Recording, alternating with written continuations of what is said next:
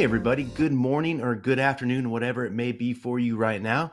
This is Dr. Perry Barnhill with the Fearless Chiropractor. And first, let me give a big thanks to ChiroSecure for sponsoring this. We are going to talk about ransomware today and how it affects your practice. Go to slides, please. Again, big thanks to ChiroSecure.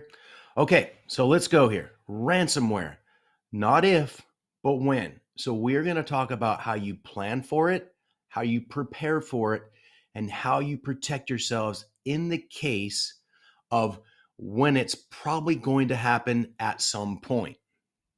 Okay, so myself, Dr. Perry Barnhill, just like I said, in the background, but always with this Dr. Julie McLaughlin.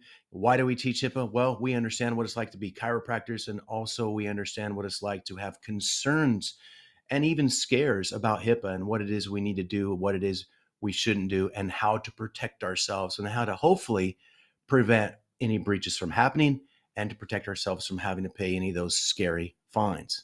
Well, like I said, we're both chiropractors, been out and about for a long time. We both have multiple certifications in compliance in HIPAA. So we want to get at the ransomware and talking to you about that and seeing what it's all about. But let me start with this. I want to start with a story. It's actually a true story, and it's actually a true event.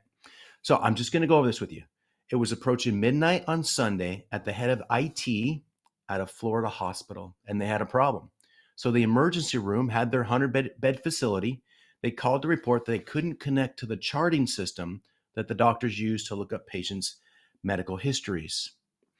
So the Florida hospital IT director soon realized that the charting software, which was maintained by an outside vendor, which many of ours are as well, as chiropractors and have in our offices, it was infected with ransomware, and that he didn't have much time to keep the virus from spreading, the computer virus. So the hospital shut down the computer system on his advice. And he said if we hadn't stopped it, it would have probably spread, meaning the virus, throughout the entire hospital. And the IT director said hospital staff ditched the electronic records and reverted to pen and paper to keep the hospital running and organized so that the patient care wasn't disrupted. Now, why do I bring you this story? Yes, I know it's a hospital, but these things happen in chiropractic clinics as well, and they happen way more often than we think. Viruses get into computers, it affects things, and it could potentially be a massive disaster.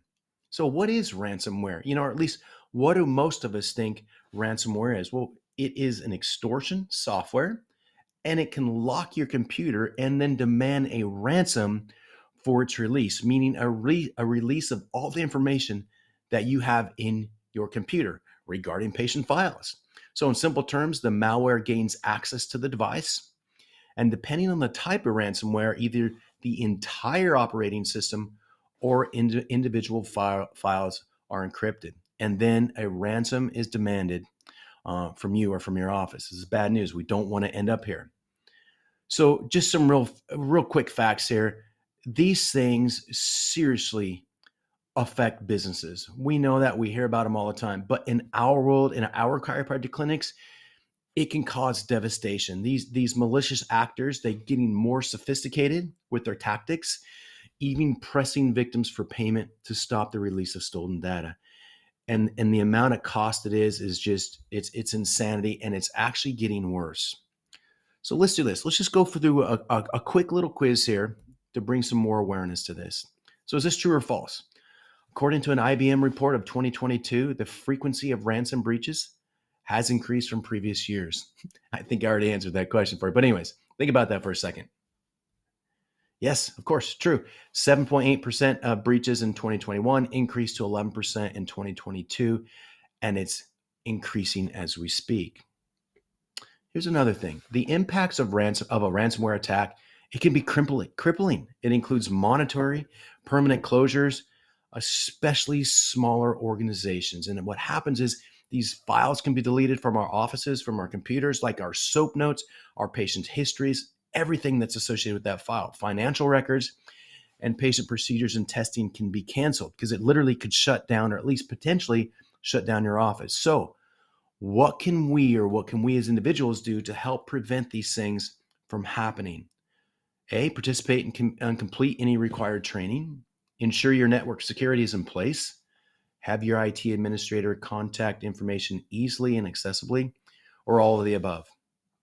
I think most of you probably chose all the above, answer D. So each of us, everybody in our office, not just us as the doctors, but even the staff, play a critical role in patient care and safety. Remember, cyber safety is patient safety, and together we can protect our practices. And that's the big thing, protecting our practices. Yes, we want to protect our patient health information. Definitely, we want to do that. But the consequences of not doing so falls on us as the clinic and the doctor's owners. So the impacts to the providers, like I already said, there's money impacts, monetary impacts, the impact to our organizations, our clinics, our offices, because guess what? When there's breaches, depending on how big they are, how big the ransomware is, we may need to report that. And sometimes, depending on how large that breach is, we may have to report it publicly. Permanent closures. I mean, these things shut down hospitals, they shut down clinics, they shut down chiropractic clinics. Loss of deleted files. Could you imagine the nightmare it would be to have to go through and tell everybody or tell a lot of people their files have been deleted, and just all the work that would involve to get that back, if you even could?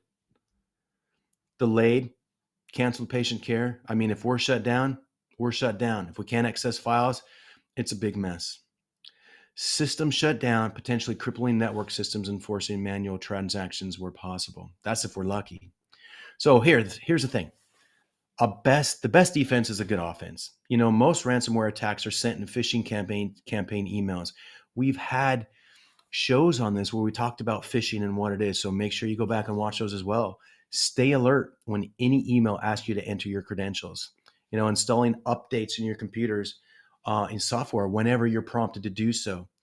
And also, there's things we have to have in place for the rules and the laws of HIPAA, like an incident response plan. And what that means is do we have plans? Do we have procedures just in case something like this happens? And if we don't, we could get ourselves in some hot water with the HIPAA police as well. Is there training?